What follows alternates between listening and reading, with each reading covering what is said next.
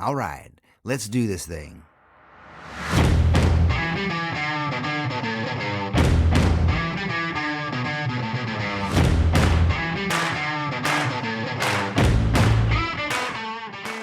Howdy, this is James Victore, and yes, this is The Right Questions.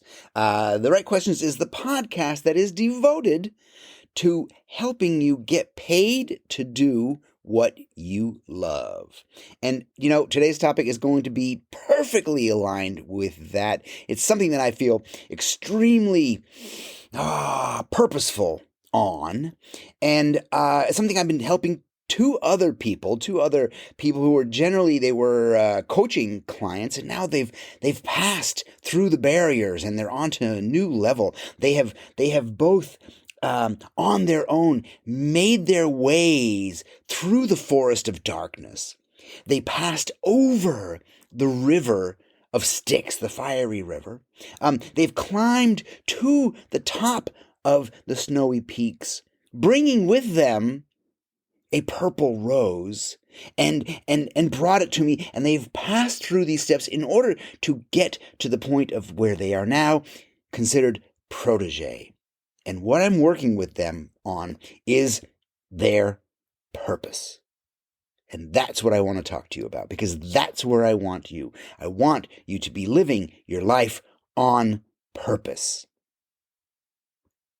Purpose, that word, is often confused with lots of other words, like meaning and passion, these big, heavy, kind of woo-woo words, right? I'm not a fucking woo-woo guy. I ain't no woo-woo. I'm pretty freaking practical over here. Purpose is like broader than that.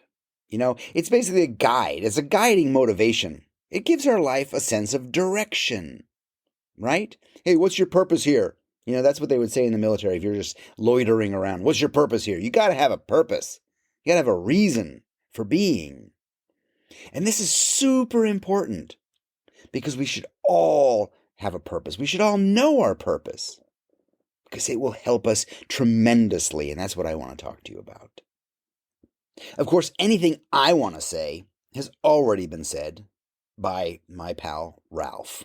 Okay? Ralph Waldo Emerson wrote that he said, "The purpose of life is not to be happy. It is to be useful, to be honorable, to be compassionate, to have it make some difference that you have lived and lived well." Right?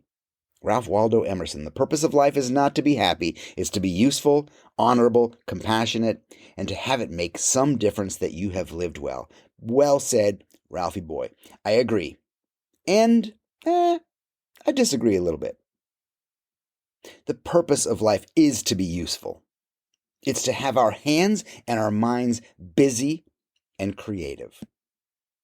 It is to be honorable, to create things that have beauty and curiosity and humor and lust and love and play and pathos and darkness and joy in them. That is honorable. Yes, it's to be compassionate, to understand that we create for other human beings and for ourselves, and to be gentle with ourselves in the process. And yes, it makes a difference. It makes a difference that you have lived and lived well. You can make a difference, even a marginal difference in the world. But I disagree because I do think the purpose of life is to be happy. Because our happiness comes from all of these things. And your purpose makes you happy and changes the world. Even in a small way. Did you know that you being happy changes the world? Because it changes you. It changes your physiology. It changes your neurons. It changes your brain. It changes the muscles in your face. Makes you smile. It changes your aura and your energy. It changes everybody around you. It changes how you treat your puppies. It changes how you drive. It changes how you talk to people in the store. It changes the world. Just you being happy. Most sources, when you go looking around for finding about your purpose, most sources give you steps or solutions like what would be one, like practice gratitude. Yeah, that's nice. Practice gratitude, be thankful, sure. Or reading. They don't tell you what to read, but just reading. Or here's the big one. This one I found a lot. It's finding your ikigai. Ikigai, Ikigai. It's a Japanese word, and it's a Japanese philosophy of finding your reason to live. That is what ikigai means, right? And ikigai is basically this Venn diagram. It's the union of 4 circles, and you are in the center. That's your purpose, is in the center of where these 4 circles convene. And the 4 circles are, the first is what you love. Becomes in harmony, right, with what you're good at, and then what you can get paid for, and what the world needs. So those 4 circles: what you love, what you're good at, what you can be paid for, and what the world needs. And now, the part about what the world needs, fuck that. Fuck that shit, what the world needs. We waste our time looking around what the world needs. I understand this is like ikigai, but that part is just merely icky. What the world needs. Because doing what you love and what you're good at and what you can get paid for, you can get paid for anything. Do you know there are people who get paid extremely well to tell jokes? That's it. They sit around and make up jokes. And they're smart enough to figure out how to get paid for it. There are people who get paid to doodle. I don't mean draw. I don't mean the human form. I don't mean paint. I don't mean create sculpt. They draw. They doodle. They doodle and they get paid extremely well for it. So you can get paid for anything if you're smart, right? So what you love, what you're good at, and what you can get paid for. Erase that bit about, searching for what the world needs. I mean, the world needs bricklayers, right? Construction workers. That don't mean I'm going to quit my voice lessons and become a construction worker. That is some subservient kind of get in line for a paycheck bullshit right there. So anyway, ikigai, pretty good idea. 3 out of 4 ain't bad. So the great oracle of wisdom herself, the one and only, the great Dolly Parton, shows us the path to finding your purpose. And in that path, she says, find out who you are and do it on purpose. And that is genius. Find out who you are and do it on purpose. Most people have no purpose. And I don't mean they don't matter. I'm not trying to be, mean. But they take a job because the job is available. I've seen this. I've seen this pattern my whole life. I grew up in a small upstate New York town. There were no artists. There certainly wasn't any graphic design. There was the state university. There was it was a teaching university for nurses, and then there was the prison in the next town up, which was Dannemora, right? So those were always options. Everybody was either going to be a nurse or they were going to be a prison guard. People took jobs because jobs pay well. Well, when I remember getting out of college, that people were saying, you ask people what they want to do, and they're like, oh, I want to get a job. Like that's what my dad said. Now get a job. There was nothing specific, nothing specific. Like, well, could you tell me what type of job? No. How about something that pays? Oh, okay, that's a good start. So where I come from, nobody was finding their purpose or following their purpose. There may have been those out there, but they weren't sharing it with me. Right? I was very lucky in that I was fucking obstinate. I was serious. right? I knew I was funny. I knew I liked to draw. I had no idea how those things were going to ikigai together. But I found my purpose very early in my career, so I moved to New York, 19 years old, just a rube off the farm, right? And I knew I wanted to make social, cultural, political posters. And I did that. I actually worked in New York successfully for 3 or 4 years before I made any posters. I just woke up one day and said, oh my God, I'm not following my purpose. I'm not making posters. I better do that. How am I going to do that? And I just did it. And then I did that for a number of years until I was like 30 or 31 or something. I was doing it for a while. And then I lost my purpose. I lost my purpose. You know why I lost my purpose? Because I had to make a living. Because I had to make a living. All of a sudden I was becoming an adult. And I lost my purpose. I put making posters aside. And I became a graphic designer, like literally, that's what I did. I became a graphic designer. I still had verve. I still had an opinion. I was still pushing, but I wasn't making the cultural posters that I wanted to. And then I found my purpose again. That's how it works, right? Then I found my purpose again. You can't leave your purpose. You can't leave it behind. I found my purpose again. I realized I'm a pretty good designer, but I'm a much better teacher, and I wanted to do that. And I realized I'm a pretty good designer, but I could make a better designer. I was one of the best poster designers on the planet, literally. And I realized I could make a better poster designer out of somebody. So don't lose your purpose. Hang on to that. I'm following my purpose now. Me talking to you, or I don't even know if anybody's out there, but just me talking and doing this and sharing this. This is me following my purpose. I, quite frankly, know people don't like it when I swear. But you know what? Fuck that. I'm following my purpose. That's part of it. I am not changing for anybody. You are not changing for anybody. You don't have to. Right? Moral of the story. Find your purpose. Hang on to your purpose. Most people find a purpose in their lives when they go look to their faith, right? Your religion, right? Or your family, and that's amazing. That's wonderful. I understand both those things.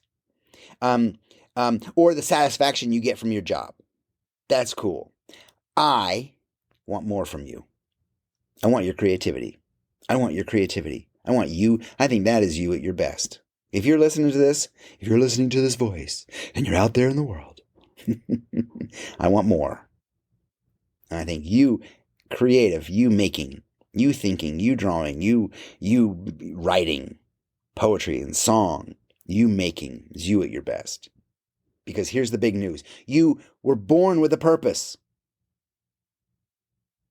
You were born with a purpose. It's the things that made you weird as a kid make you great today. Some genius wrote that line. I read it in a book called Feck per Function. That's how people say it all the time. Feck per function. I don't know where that N comes from. It's feck perfection. It's a pun. Get it? So it's the things that made you weird as a kid. That was your purpose. That's the purpose you were born with. And it's so important to follow it. It is so important to follow that thing. Because not following it is so incredibly painful. Here, I'll tell you how it works. So now I go back to my sources. And my sources are Friedrich Nietzsche. We talked about him before. Viktor Frankl, Carl Jung, philosophers, psychologists. And the key for them, they all agree, the key to your purpose is voluntary self-sacrifice. What would you willingly sacrifice yourself for? What is the thing that is greater or more valuable than your own existence? What is the thing that is so great that you would suffer for? And we're talking about people who, I mean, there are philosophers who died for their philosophy. There are politicians who died for their principles. There are healthcare workers who died on the front lines, right, figuring out disease. There are people who would die and suffer for things greater than their own existence. I'm not even talking about that. That is amazing. I'm a little afraid of that. Don't know if I need it in my life right now. But the question for you, the question for me, is what is greater or more valuable that you would suffer for? What would you sacrifice voluntarily? How about this? How about sacrificing your ego? How about sacrificing your fear of showing your work? How about sacrificing your self-doubt? How about sacrificing this lie you told yourself that you were shy? I mean, I get it. Some people are shy, but you know what? It's not a genetic thing. You're not just born shy. Somebody told you were shy. I was told I was shy as a kid, and I took that lead weight on for so long. I still carry it, and it still fucking stops me. And I would happily sacrifice that for my craft, for my creativity, for art, for design, so that I can move freely in my creative skin. So what would you voluntarily self-sacrifice? What would you give up so that you can have your freedom? So that you can pursue your purpose, because that's how we get there, is we give away these things that we don't need, the things that we don't want. We need to sacrifice them. Or, that's the other thing, besides voluntary self-sacrifice, do you know the other part, the other side of that? And what happens for most people is a forced sacrifice. And that is what we call a job. That is what we call a day job. That is why we hate our day jobs. And that's why it feels so yucky and so soul draining. Because we are putting out effort for someone else's gain. We are suffering, we are sacrificing for something fucking stupid. We're sacrificing for a job. We have to get up in the morning and rush and get in our car and go someplace we don't want to be for a paycheck. And that's why it hurts so much. Because we're not voluntarily sacrificing. We're doing it because we have to. Why do you have a job? Well, because I have to. Because I got to make money. Right? That's horrible. There's nothing honorable in there. There's nothing compassionate about that. There's nothing beautiful about making yourself small, hiding your art. And that's why it feels so terrible to have a day job that we hate. Because our sacrifice is forced and it's for someone else's gain. And we're giving our precious time, and our lives to something we know isn't our purpose. To something we know isn't our purpose. I was talking with a friend the other day who said he was 45 and he's like, man, if I could live another 45 years, I've got a whole nother life. So there's this idea of how time is precious, right? He wants that now. So when your suffering has a purpose, it ceases to be suffering. Right? When you start to give away, to sacrifice your ego, to sacrifice your self-doubt, to sacrifice your low self-esteem for something more important, it's not suffering. I know it sounds deep, baby. Follow me. It sounds frickin' deep. But that means you've got to do the work, because a creative life is not the easiest. A nimble, flexible life is not the easiest. And any art that does not divulge something of its creator is shit. because our suffering has to have a purpose. James Victore, how do you suffer for your art? Well, I get up really freaking early, and I work really hard, and I try a lot of things, and I fail a lot of things. And I send out newsletters, and I get, if I look at the stats, I get sad, right? These are things. These are real things. These are things that I have to do, that I need to do to get my work out the door. And I love my work, and I love my audience, and I love the reaction. But the daily grind is still a daily grind, but it's worth it. My suffering has a purpose. I am happy to work hard, really freaking hard at my job. But I have to do the work. And a creative life is not the easiest life. Right now, you're thinking, oh man, I wish James Victore could be my mentor, my guru. Hell, I wish he was my coach. Well, you can make that happen. Go to yourworkisagift.com. There's a questionnaire that will probably help you out, but it'll also give you access to a free call. So let's talk. Let's free you from overwhelm and creative frustration. Let's build your business and help you get paid to do what you love. Again, go to yourworkisagift.com. Let's talk. The internet stars should be touting suffering. They should be telling people to do the work. Telling people to do the work. Not all these, I'm probably following the wrong people, I'm sure, because I've got all these fucks telling me how to be a millionaire, right? They're not talking about the many degrees of suffering required for a worthwhile life. Being a millionaire is such a short-sighted life. Hey, I got $1 million. What are you going to do with it now? Oh, I don't know. Get more? We should be offering how beautiful the suffering is. The suffering required for a worthwhile life. We have to voluntarily sacrifice parts of ourselves, right? Like our ego, like our self-doubt. And that's why most people in the creative field are not following their purpose, because it's hard, because they've got to put themselves out in the world, because they have to show their work, because they have to stand up for their work, because they have to show their work many, many, many, many, many times before it sells. That's hard to do.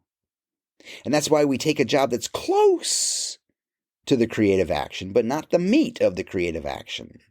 So we can at least feel like we're kind of creative. I've got a day job. That's where I put all my energy. And then at night I go do this other thing. No, man, it's back-ass words. Come on.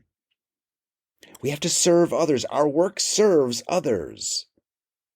And to do that, we have to get over our own bullshit. Your side gig will pay you more and better, and in more and better ways, like a flexible and nimble life, like more opportunity to be near your family. Marcus Aurelius, they call him the last of the great Roman emperors.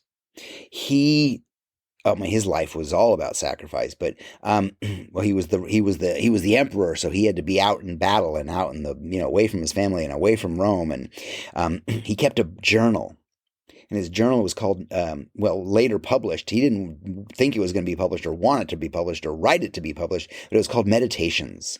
You should take a look at it. It's somewhat repetitive. There's a section where he thanks everybody, all the people in his lives he's learned from, his mentors. But it's just his journals. It's like what he wrote, his notes to self, And one of them was about getting out of bed. one was about, and I think about him often, because I get out of bed early because I got things to do. I'm excited. I want to get things done. But in Meditations, he says, what is my purpose of life? Is my purpose to stay here warm under the covers? Right? That's not your purpose. Yes, it's comfy. Yes, it's cozy. Yes, do it occasionally. But you have a purpose, and you got to go get that. For most people, finding our personal sense of purpose or finding meaning in our lives isn't easy, right?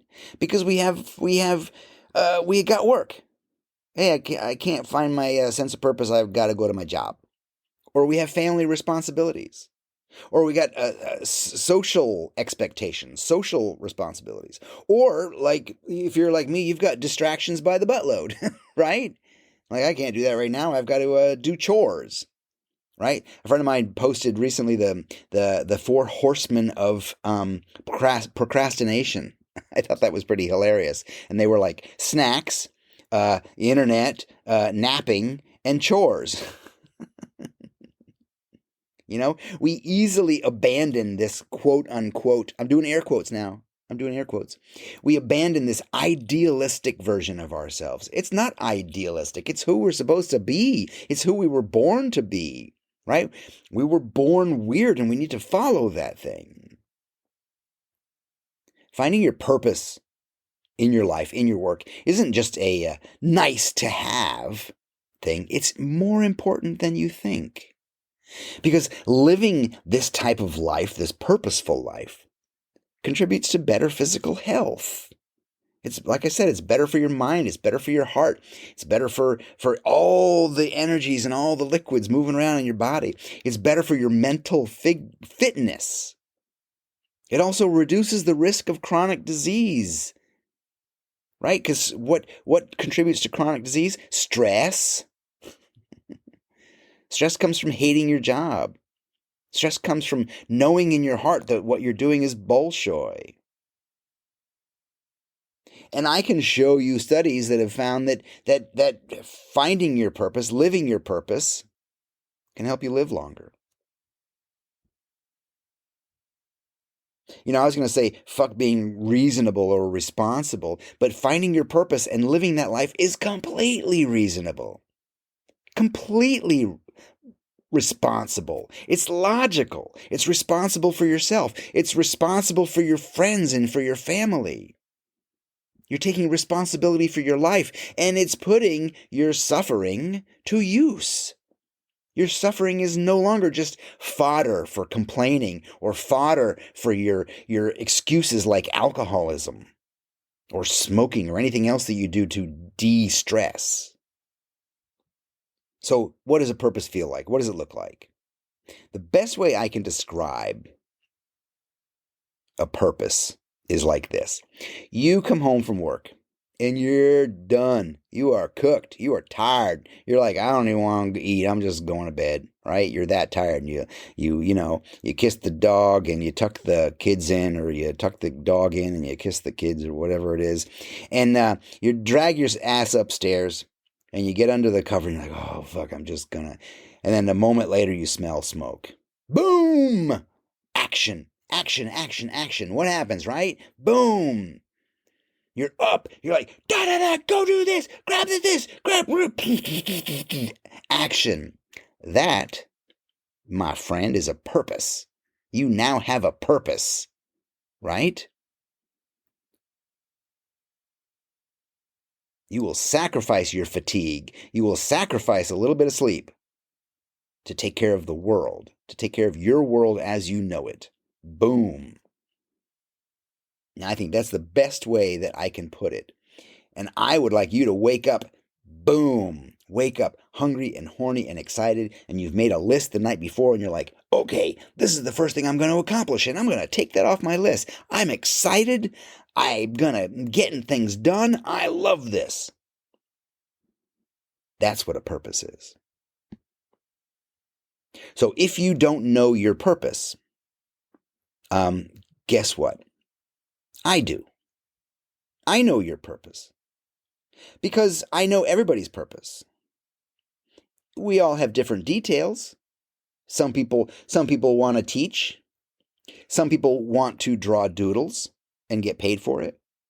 Some people want to tell jokes and get paid. Some people want to be an actor. Some people want this. Some people want that. I know everyone's purpose. It's the four freedoms. It is the four freedoms that you were born with. It's part and parcel of the things that made you weird. You know what makes you weird? The four freedoms. And they are fun, play, joy, and love. And they're the freedoms you're born with. Fun. Life is fun. When you were a child, life is fun. Everything is exploration. Everything is figuring it out. Everything is curiosity, right? You're just like looking at shit and touching things. You don't know nothing about pain. You have to learn pain, right? And play. Life is play. Life should be play. All we want to do as kids is play. Everything is fun. Everything is play. And it's through play that we learn. And joy is what we experience from that play and from exploration. Joy is how we put fun and play together and we create this wonderful experience inside of ourselves.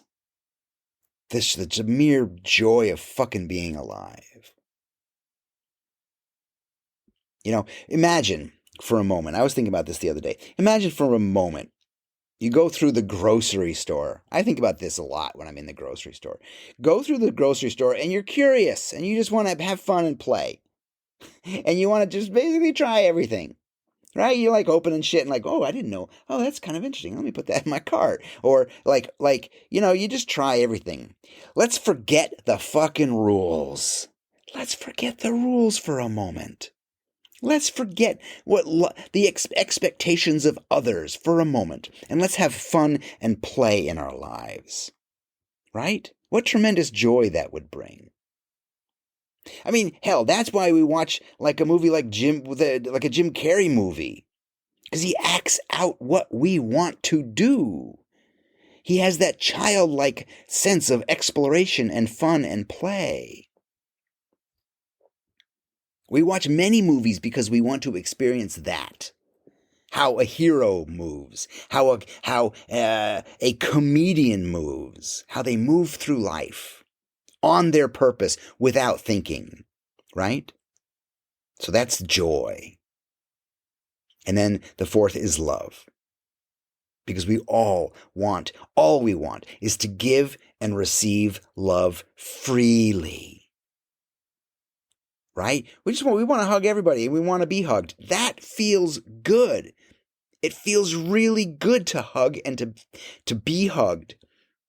What stops it from feeling good is that we got all this shit in our head telling us, I don't know this person, what is he doing? Right? Give and receive love freely, and that is very hard to do as an adult. But that's what dogs are like. That's what kids are like. My kids, man, if you introduce them to somebody and they get a good vibe, they'll just walk up and hug their legs. It's crazy because all they want to do is give and receive love freely. And the reason we don't have fun and play and joy and love is because we're full of fear. Because we're full of fear, and we have to learn to sacrifice that. We have to learn to get rid of that. Because without getting rid of that, we cannot find our purpose. Because if we set off down that road to find our purpose and we've got all that fear and all that bullshit, we're going to suffer from the imposter syndrome. We're going to feel like a fake. Because we might actually be a fake, right? I mean, I feel imposter syndrome constantly, but I keep going. I don't let it stop me. Is this any good? I don't know. Let's just do it. Or we start judging ourselves and comparing ourselves, and we build up our fear that way. Right? We look around the room and we see all these people doing some things, and we're like, "Oh, they're smarter than me. They know more than me." That's a lie. So we judge ourselves and we compare ourselves. I have so many proteges that I've guided through their work to get them to new levels in their work. And a few of them, I've said, hey, you know what? Your business needs, you don't have a newsletter, do you? You should, and I guide them through this process. And they're so afraid to put themselves out. Who would want to hear from me? I'm like, no. You don't understand. You forgot. Remember the rule about the audience? Audience, they love you already. You just have to get out there, right?